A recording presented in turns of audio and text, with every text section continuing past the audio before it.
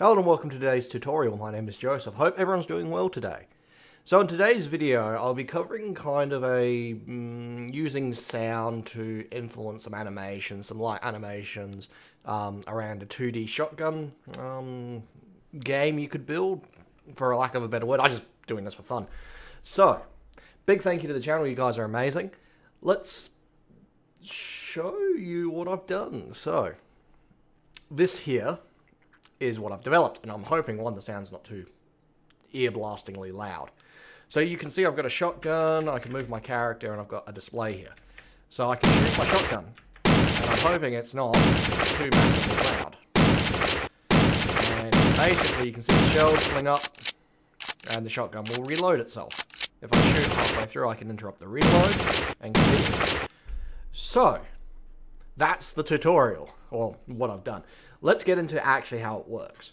So there's a few different components here. So I've got two sounds that I've gone and nicked off line of someone shooting a shotgun, just so I've got a shotgun sound effect. Always be careful with this stuff, just because people get antsy around monetization. These two here are pretty much just stock standard sound effects, nothing fancy. Okay, so what have I done? So let's look at the shotgun shell first. So the shell actually does a couple of things. It's got a time to live, and I've got this weird Z height, Z max, and Z enabled. This just means, in this terminology, that I'm looking at it scaling up towards the screen and back down, and I also apply friction. So in here, what this does is the first section is time to live. Time to live is greater than 0, diminish life. Until 0, then destroy myself. So then that way we're not littering the screen with a bunch of shotgun shells. You can modify that time to live, you can randomize it, yada yada yada. It's nothing ultra fancy. Z height is pretty much just looking at the Z height versus the max, and if the Z height is enabled. And then the idea behind here is if it's enabled, meaning true, and Z height is less than Z max, it will increase its height, so it will change its scale factor. And then once it hits the reverse of the statement, it sets itself to false, and then it diminishes down so it looks like it hits the floor. Then it sets its depth so it's 1 lower than it started. So you should be able to walk over it, yada yada yada, like that.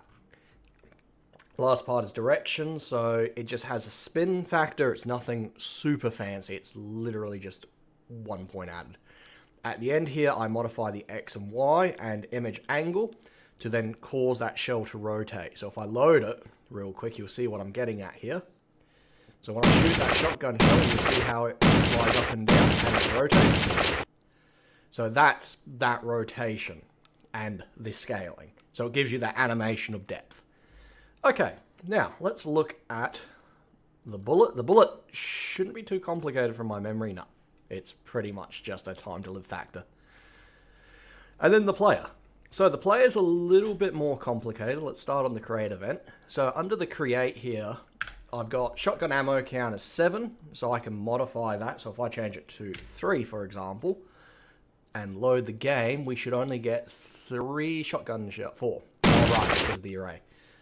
Sorry, because of the way this works, the array reads as 0, so if you put 0 ammo, it will count as 1.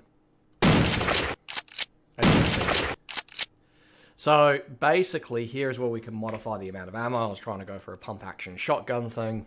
So 8 rounds. Okay, shotgun reload and shotgun reload delay are important. Set to false. So in our step function here, oh wow, I should most likely expand it. Let me just make it a bit bigger, and let me change the font size. Whoop, nope, wrong button. It's not F4, F8, is it? There it is. Okay, so if I expand this out a little bit more, so pretty stock standard, this is the movement. I've not done anything super fancy here. It is literally just playing with X and Y's. And then it just looks at if I hit up, down, left or right. So literally nothing fancy, shouldn't panic over that. The direction is based on the direction to X and Y, or object of the player towards the mouse X and Y, so it just changes the direction. And then here is where it gets a little bit fancy. So this here, this whole function of script is the shotgun shooting function. So it does a couple of things here that's a bit interesting. So the first part is pretty stock standard. I just look at the left mouse press and I've got ammo greater or equal to 0, so I can shoot. The next part here, which is really interesting, is actually looking at audio is playing, and the sound reference I'm looking at is the shotgun sound effect.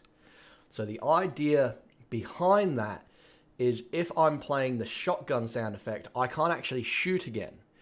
And the idea behind that is because if you listen to the shotgun effect, when I shoot, you can hear that cocking action at the end.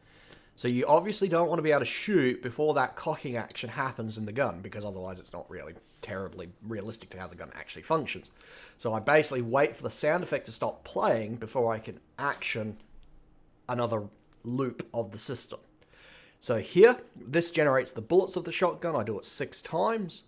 I use a basic, a temporary value as a slave character, which then just generates shotgun bullets. And I use the linear direction. So this just puts the bullet at the tip of the shotgun there.